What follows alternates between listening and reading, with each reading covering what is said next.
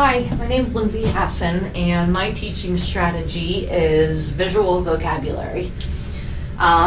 So my lesson that I did today is teaching children at a kindergarten level to identify healthy and unhealthy foods. So just to give a background on visual vocabulary, basically what it is pictures of labeled pictures that provide either motions or an actual picture with a label on top of it. It's essential.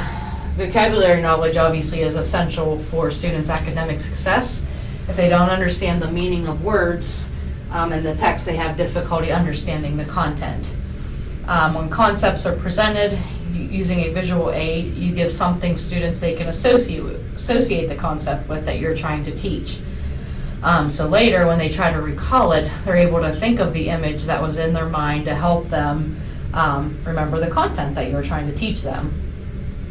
And our texts and our authors had discussed how seeing information represented visually often makes a greater impact versus, and obviously makes a greater impact and easier to remember. So for example, having students make a graph let's say of healthy foods and junk foods is way more meaningful and way more memorable versus just reading about the various food groups and understanding the recommended serving sizes. So giving visuals is a good way for students to understand, comprehend what they're trying to learn.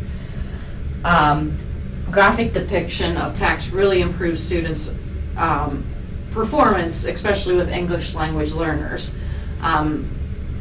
And students in general education, and also children with behavioral challenges. Teachers of English learners can effectively use graphic organizers to visually display what they're trying to teach, such as charts, graphs, Venn diagrams, maps, timelines, clusters to modify difficult tasks. Graphics and visualization strategies are useful tools in helping students organize their thoughts in a meaningful way, and helps them recall information when trying to recap the topic or the theme. Visual concepts can really help teachers teach in a more clear and smoother way. And it also not only helps with new language, but also helps students remember vocabulary that they have already learned. It also adds fun to the lesson versus kind of just the teaching from a textbook, obviously. It adds fun to it for the students, not only the students, but as far as the teacher. I had read an article regarding the use of visuals, whether it helped children or not. So in the article that I read, they had picked 5 students in a Head Start setting that had some language difficulty or oral language skills and difficulties with comprehension. They had limited language skills, should I clarify? Sorry. So what they did was they met with each child for 12 minutes, one time per week, and they read stories that depicted pictures that went along with what the content was. So for example, they had a story of a boy that was riding his bike, he fell and got hurt, he became upset, he went for help, and he got comforted by his mom. So each of those sections were displayed by a picture. I think within 4 weeks, the children were able to recall the stories and remembered what happened by the visuals. Without the visuals, they had a lot of difficulty doing so. So the visuals really gave a good, it's a good intervention to help children remember kind of the story grammar and the complex storytelling. Visual vocabulary with pictures and icons really help the retelling of stories and also personal stories that they can regenerate to tell others about kind of what happens in their lives as well. So basically, the benefits of the visual vocabulary, they can really help heighten, motivate, engage, and have really children enjoy reading. They can immerse students in rich details of the text. They can improve literal comprehension of text, build background knowledge, aid in identifying important details to form in differences, elaboration, and patterns across multiple texts, help them solve spatial and verbal problems, improve a reader's ability to share, critique, revise what has already been learned with others. It just really helps children learn in a good, fun way, pretty much.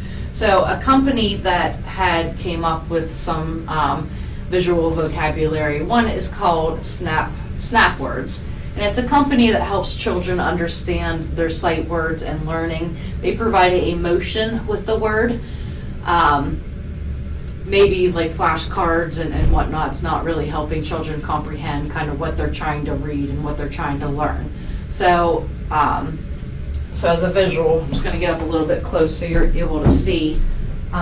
Pull, they show actual children pulling a rope with the motion, and it spells out the word as well. Front is here as well. It has the child standing up front that's waving. On the back of the card, it explains what front means, and on the front of the card, it shows the motion. Here's another one with house. House is, an actual house is made out of the H. And then here's singing, where the top of the I is actual a child singing. So it really gives a good visual of what the children are trying to learn through a vocabulary. So my lesson that I'm teaching is, again, it's for kindergarten students and helping them understand healthy and unhealthy foods. So what I would do first is have a smart board and provide pictures to students.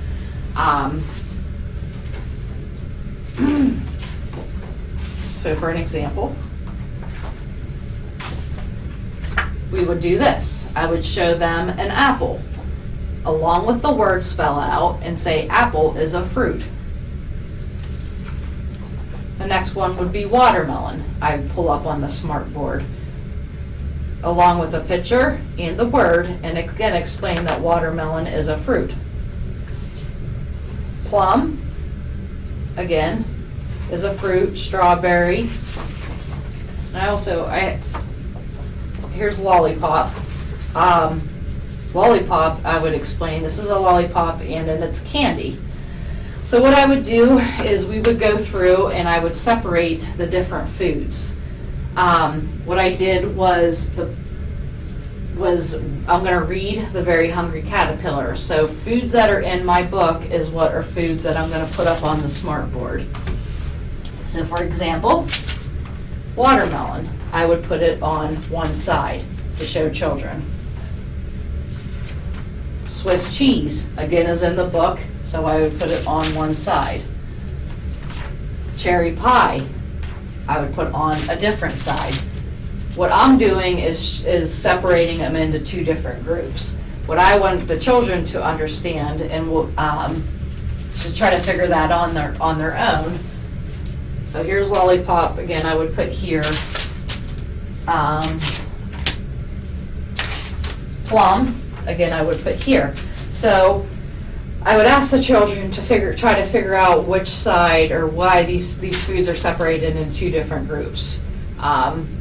If children aren't able to answer it, I would explain the two different terms, which is my key vocabulary. One is healthy, one side is unhealthy. Healthy is written in red, unhealthy is written in green. Explaining the concept of healthy and unhealthy foods, what I would do is, again, provide a visual with the word healthy written in red, that foods that are good for your body and help you grow and become strong. Pictures of healthy foods at the bottom. Unhealthy foods are ones that are not good for your body that may give you an upset stomach or harm your teeth. Pictures of unhealthy foods. So what I would do next is we talk about it, clarify any questions, understand that these are two different sides of the board. One's healthy and one is unhealthy. I would next read The Very Hungry Caterpillar to the students. We would go through, and what I want them to do is determine whether the caterpillar either eats healthy foods or unhealthy foods. So if they think that the caterpillar is eating healthy foods, I want them to give a thumbs up. If they think that he's eating unhealthy foods, I want to give them a thumbs down. So obviously he goes through all these fruits up first, hoping that they would say, give me a thumbs up for healthy. And then some of these foods on the back, such as ice cream, cake, lollipop, cupcake, could be considered unhealthy. So what we would do is talk about it next, see kind of what they thought about or process with them. What do you think? And I want them to listen to the story and really pay attention to it to help determine that. To practice and apply healthy and unhealthy foods is I would separate the children into groups of 2 or 3, depending on the level of, for English language learners, depending on their level of English development. I would pair them appropriately with students that are maybe higher level to help out. So each child would get 2 different sorts. One was green, again, one's red. The unhealthy is labeled in a green bin, and healthy is labeled in a red bin. I would give each group a baggie full of cards. For example, this says orange. It has a picture of an orange, and it also says orange. So I'd want them to figure out which side it goes into. It's either healthy or unhealthy. So obviously it's healthy. Plum, again, would be healthy. Here's a cupcake, so I'd want them to put it in unhealthy. After they're done, we would talk about it and make sure that they know how to apply the knowledge that they were given as far as healthy and unhealthy.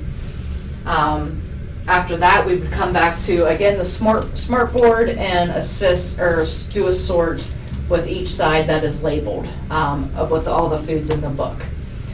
After I read the book, I would also provide real food for the kids to look at, touch, feel, and help them understand what's in the story. So sometimes, like a picture of an apple in a book may be difficult for them to relate to if they see an apple in the grocery store. So I can explain to the children, like the caterpillar ate through 1 apple, 2 pears, 3 plums, 4 strawberries, and 5 oranges.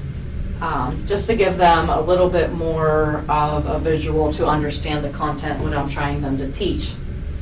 So, as far as my visual vocabulary for my lesson is, I provided posters of foods that are healthy, foods that are unhealthy, big colorful labeled pictures that would go up on my smart board.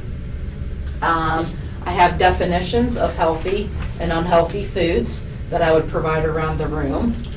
Also, if I had a large board that I could go across, I would put each of these foods hanging across. So here's my ice cream cone, the pear, the plum. These were all stuff that was in the book. So I want them to determine whether what's healthy and what's unhealthy. For English language learners, I also provided visuals in their maybe first language. So if I have a Hispanic student that speaks Spanish, I provided an apple with the correct terms in their first language. I also presented posters of food that is healthy and unhealthy, both again in Spanish, for them to determine when they're doing their food sort to look at if they need help doing so. So for English language learners, I provided some in first language, and then for the majority of the class, we would be giving visuals with actual words going across it and pictures. I provided real food for them, and then labeled cards for them as well. So that is my demonstration of visual vocabulary. I hope you enjoyed it. I think it's really, really beneficial for students to understand and comprehend what teachers are trying to teach to them.